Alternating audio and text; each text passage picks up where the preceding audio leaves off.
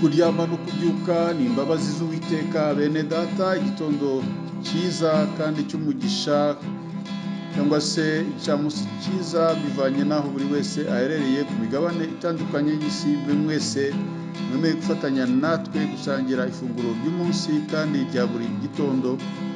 Insanganyamatsiko ya none kuwa 21 z'ukwezi kwa mbere mu mwaka wa 2025 wa kabiri iragira iti intambara nziza niyo yawe, imbi si yawe. Intambara nziza niyo yawe, imbi si yawe.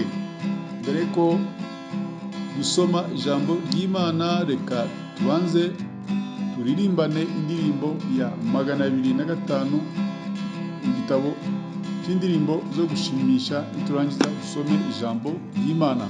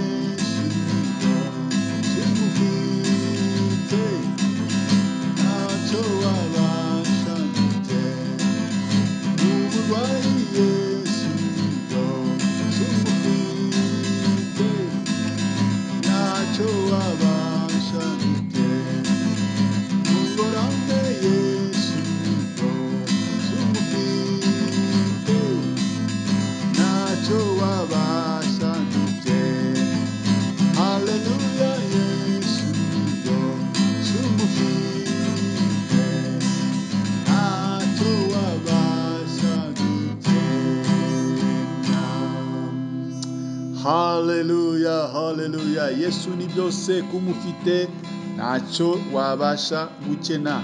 Iyo ufite Yesu uba ufite igishoro. Iyo ufite Yesu uba ufite byose. Uba ufite amahoro, uba ufite ubutunzi, uba ufite byose.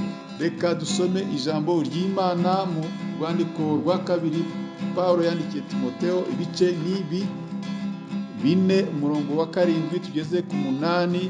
Turangiza dusome Yobu ibice 7 tugere ku murongo wa 1. Haravuga ngo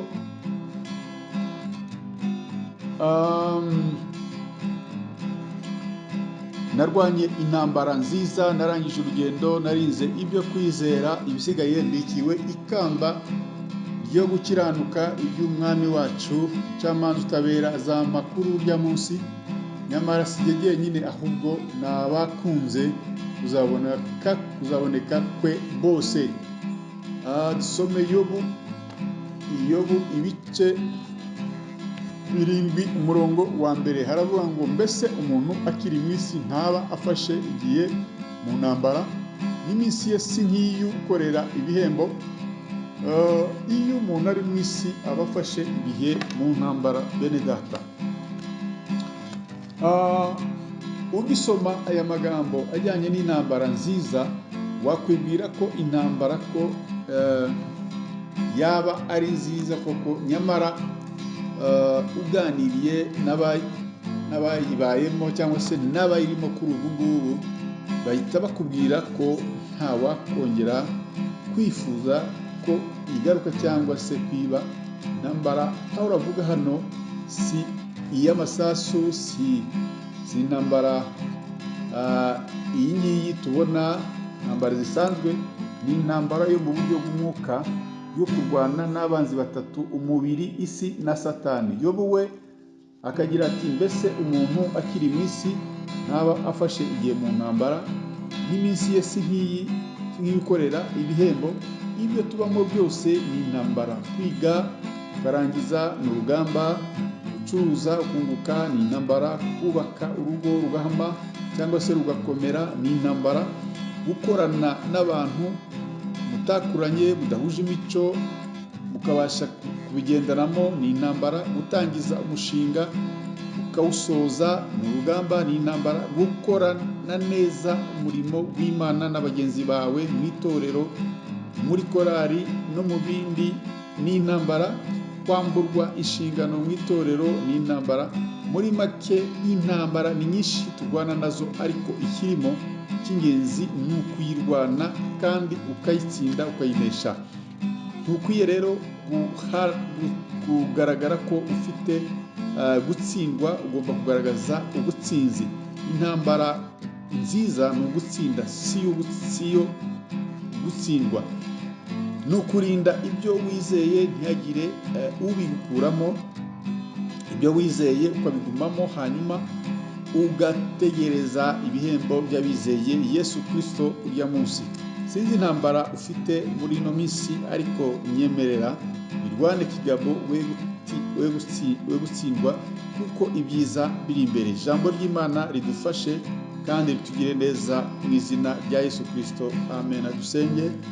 Data, mu izina rya Yesu Kristo, sengeye uyu mwene data, ntabwo nzi intambara arimo, ntabwo nzi urugamba arimo, ariko ndamusabiye imbaraga z'umwuka wera kugira ngo abashe kunesha, abashe gutsinda. Nk'uko Pawulo yavuze ngo narwanye intambara nziza, narinze ibyo kwizera, mu bisigaye mbikiwe ikamba ry'ubugingo. Reka nawe arwane intambara kandi nawe ategereze ikamba ry'ubugingo. Urakoze, urakarama, bana natwe kandi udufashe, udushoboze, tugire neza mu izina rya Yesu Kristo. Mwari kumwe na mwene so muri Yesu Kristo nk'uko bisanzwe, Bishop Apollinaire Gakombe, umushumba mukuru w'itorero The Evangelical Covenant Church of Rwanda, ECCR. Imana y'amahoro ikomeze kubana namwe mwese, bene data, mwifurije umunsi mwiza kandi n'intsinzi mu kazi k'uyu munsi. Muhahe muronke. Shalom, shalom.